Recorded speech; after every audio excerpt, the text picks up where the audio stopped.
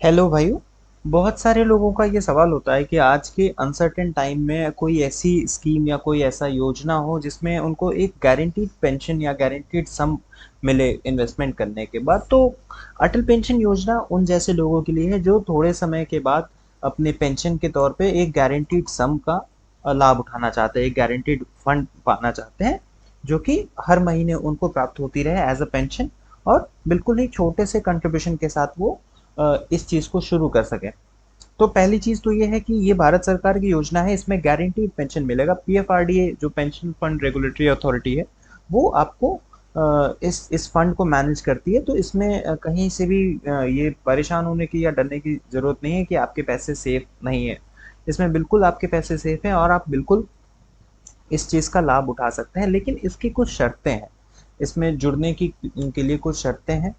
उसका मेन जो एलिजिबिलिटी है वो ये है कि जो आपको पहले तो इंडियन सिटीजन होना चाहिए और आपकी उम्र 18 से 40 साल के बीच में होना चाहिए ज्वाइन करने के लिए स्कीम को। बाकी आपका एक सेविंग बैंक अकाउंट होना चाहिए, आधार कार्ड और मोबाइल नंबर होना चाहिए एक, और जो कि ज़्यादातर लोगों के पास होता है। जो एक इम्पॉर्टेंट क्राइटेरिया है वो है कि आपका टैक्स पेयर नहीं होना चाहिए। टैक्स पेयर नहीं होने के पीछे एक कारण है, क्योंकि ये सिर्फ अनऑर्गेनाइज सेक्टर्स के लिए है, जो असंगठित क्षेत्र हैं उनके लिए ये स्कीम निकाला गया है। इसमें गवर्नमेंट का भी कुछ कंट्रीब्यूशन होता है, अराउंड 50% जो सब्सक्राइबर होता है वो देता है, और बाकी जो 50% है वो गवर्नमेंट इसमें कंट्रीब्यूट करती है। तो इसलिए कहीं ना कहीं ये उनके लिए एक स्कीम है जो उनको सरकार की सहायता से एक पेंशन मुहैया कराया जा सके। तो इस वजह से जो लोग भी पेंशन स्कीम के अंदर आते हैं, जो गवर्नमेंट पेंशन स्कीम के अंतर्गत आते हैं, या फिर जिनकी इनकम 7 लाख या स्पेसिफिक स्लैब से ऊपर है, इनकम टैक्स पेयर है वो, तो वो नहीं दे सकते इसमें भाग। ओके। तो छोटी बचत होती है इसमें, और लेकिन इसमें रिटर्न्स काफ़ी ज़्यादा होते हैं। अभी मैं धीरे धीरे आपको समझाऊंगा कि इसमें कितना फ़ायदा होता है। जो भी इसमें गवर्नमेंट का मेजर एम है कि जो भी लोग काम करते हैं, वेदर वो ऑर्गेनाइज सेक्टर या नॉन ऑर्गेनाइज सेक्टर में, अगर उनको पेंशन की सुविधा ना हो तो हर व्यक्ति को पेंशन की सुविधा मुहैया कराई जा सके, और उनको उनका जो बुढ़ापा है, उनका जो एल्डरली एज है वो एक तरीके से अच्छे से गुजरे। ओके। तो ये पेंशन, ये जो स्कीम है वो 18 साल से शुरू होती है। इसमें भाग लेना आप 18 साल से शुरू कर सकते हैं और 40 साल तक इसमें भाग ले सकते हैं, लेकिन 40 साल के बाद आप इसमें भाग नहीं ले सकते, क्योंकि उसके बाद कहीं ना कहीं सरकार को भी वो टाइम नहीं मिल पाता है जिसमें आपका इन्वेस्टमेंट को एक मैच्योरिटी तक पहुंचाया जा सके। समझते हैं क्या है इसमें। बेसिक जो सबसे छोटी पेंशन इसमें स्टार्ट होती है वो 1,000 रुपए की होती है, जिसमें कि आपको सिर्फ थोड़े पैसे, आप अगर 18 साल की उम्र के हैं तो सिर्फ 40-42 रुपए में आपका 1,000 रुपए की पेंशन बन सकती है। आप सिर्फ 42,000 रुपए हर महीने कंट्रीब्यूट करेंगे 18 साल से लेकर 60 साल तक, और उसके बाद आपको हर महीने 61वें साल से हर महीने आपको 1,000 रुपए मिलेंगे। और उसी हिसाब से जितना ज़्यादा आप कंट्रीब्यूट करते जाएंगे, आप चाहेंगे तो 2,000, 3,000, 4,000 रुपये, 5,000 रुपये की पेंशन आप बनवा सकते हैं। इसका एक स्केल हम समझते हैं। जैसे अगर आप 18 साल के हैं, आप इधर ग्राफ में देख के समझ सकते हैं। अगर आप 18 साल के हैं तो अगर आपको 1,000 रुपये वाली पेंशन प्लान में इन्वॉल्व होना है, भाग लेना है, तो आपको 42 रुपये देने होंगे। वही अगर आप 25 साल के हैं तो आपको 76 रुपये देने होंगे। 30 साल के हैं तो 116 रुपये, और 35 साल के हैं तो 181 रुपये। ऐसे करके अगर आप 40 साल के हैं तो हर महीने आपको 291 रुपये देने होंगे इस 1,000 रुपये वाली पेंशन में भाग लेने के लिए। अगर आप इसको थोड़ी बड़ी पेंशन लेना चाहते हैं तो उसी प्रोपोर्शन में आपको, जैसे 2,000, 3,000, 4,000, 5,000 तक आप पेंशन का लाभ उठा सकते हैं। 5,000 रुपये के लिए 210 रुपये 18 साल वाले को, और वही जो 40 साल वाला है उसको 1,454 रुपये देने पड़ते हैं हर मंथ।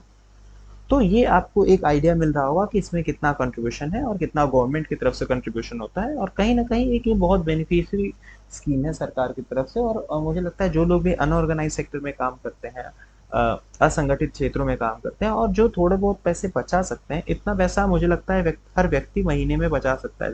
40 से 200 रुपए मुझे नहीं लगता कि कोई बहुत बड़ा अमाउंट है किसी, जो भी लोग कार्य करते हैं क्षेत्रों में, उनके लिए बचाने के लिए। और मुझे लगता है कि सभी को इतना तो कम से कम अपने लिए कंट्रीब्यूशन, या इतना तो अपने आप को इम्पोर्टेंस देना ही चाहिए कि आप इतने पैसे बचा सकें। ओके। तो अभी नेक्स्ट क्या है इसमें कि आपने सपोज करिए आपने सब कुछ कर लिया, आपने भाग ले लिया इस योजना में, और आपको ये डाउट है कि अगर कल को मेरी मृत्यु हो जाती है तो इसमें क्या होगा। तो उसके लिए मैं आपको बता दूं कि इसमें दो नॉमिनी होते हैं। एक तो जो आपकी स्पाउस हैं, आपके जो हस्बैंड हैं, वाइफ हैं, या जो भी आपके पार्टनर हैं, उनके वो पहले नॉमिनी होते हैं बाय डिफॉल्ट। ओके, अगर उनको भी कुछ हो जाता है, अगर आपको कुछ होता है, तो उनका आपका जो स्कीम है, उनको उनके पास दो ऑप्शंस होंगे। इधर वो चाहे तो उस स्कीम को कंटिन्यू कर सकते हैं, कैरी फॉरवर्ड कर सकते हैं, और वो उस योजना का लाभ उठा सकते हैं, या फिर वो चाहे तो total sum amount with interest with all the contribution वो अपने खाते में एज अ नॉमिनी रिसीव कर सकती हैं। दूसरा ऑप्शन ये है कि अगर उनकी उनकी भी मृत्यु हो जाती है, कि ये तो जो नॉमिनी है उनको ये सारा फंड मिल जाता है। आपको बहुत ज़्यादा कुछ करने की ज़रूरत नहीं है, आपको बार-बार बैंक जाके या कहीं पैसे जमा करने की ज़रूरत नहीं है। आप सिर्फ़ अपने अकाउंट से उस योजना को लिंक कर सकते हैं, और वो खाते से आपके ऑटोमेटिक कटते रहेंगे पैसे हर महीने। और जब आप एलिजिबल हो जाएँगे, जब आप पेंशन के लिए अधिकारी हो जाएँगे, तो फिर आपके उसी खाते में ये हर महीने आते रहेंगे पैसे। पीएफआरडीए कंपनी इसको सरकारी कंपनी जो मेंटेन करती है, तो आपको बहुत ज़्यादा परेशान होने की ज़रूरत नहीं है। आपके पैसे बिल्कुल सुरक्षित हैं, और परिवार भी आपका इस तरीके से सुरक्षित है।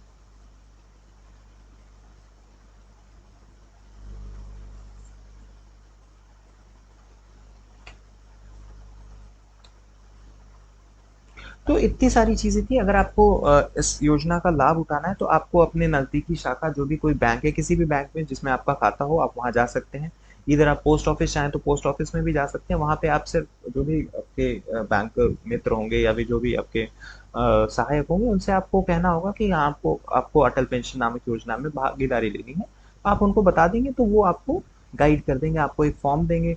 आपको वो हेल्प भी कर सकते हैं कि कैसे क्या क्या चीज़ें चाहिए, क्या क्या चीज़ें आपको भरनी है नॉमिनी, और बाकी सारी डिटेल्स के साथ वो आपका अ, जो भी एप्लीकेशन है वो एक्सेप्ट कर लेंगे, और आपको एक रसीद दे देंगे, जिससे आपको अ, ये मालूम हो जाएगा कि आप इस योजना के भाग ले चुके हैं। और एक चीज़ और, अगर आप किसी कारणवश इसमें बार-बार कंट्रीब्यूट नहीं कर पाते हैं, या आपके अकाउंट में पैसे नहीं हो पाते हैं, तो इसका प्रोसीजर क्या होता है वो भी समझ लेते हैं। अगर आपने पैसे नहीं दिए, तो 6 महीने तक अगर आपने कोई कंट्रीब्यूशन नहीं किया अपने उस फंड में, तो आपका खाता फ्रीज़ हो जाता है। और अगर 12 महीने तक आपने कोई कंट्रीब्यूशन नहीं किया, तो वो आपका खाता डीएक्टिवेट हो जाता है। और अगर 24 महीना हो गया आपको बिना कोई भुगतान किए हुए, बिना किसी कंट्रीब्यूशन के, तो वो आपका खाता बंद कर दिया जाएगा, और वो जो आपके पैसे बचे हैं आप इंटरेस्ट के साथ, वो आपके अकाउंट में वापस कर दिए जाते हैं। पेनल्टी बहुत ही मिनिमल है, वो उतना बहुत ज़्यादा समझ भी नहीं आती है, मैं तो कहूँगा। और कोशिश यही होनी चाहिए कि आपको पेनल्टी ना पड़े टाइम टू टाइम। और इसमें पेनल्टी होती भी नहीं है, अगर आपके पैसे पड़े हुए हैं अकाउंट में, तो ऑटो डिडक्ट हो जाते हैं। तो इस प्लान में इतना ही। ज़्यादा कुछ इसमें और ज़्यादा समझने के लिए, मैं अगर मुझसे कोई पूछे कि ये कैसा है, तो मैं ज़रूर आपको कहना चाहूँगा कि आपको इसमें भाग लेना चाहिए।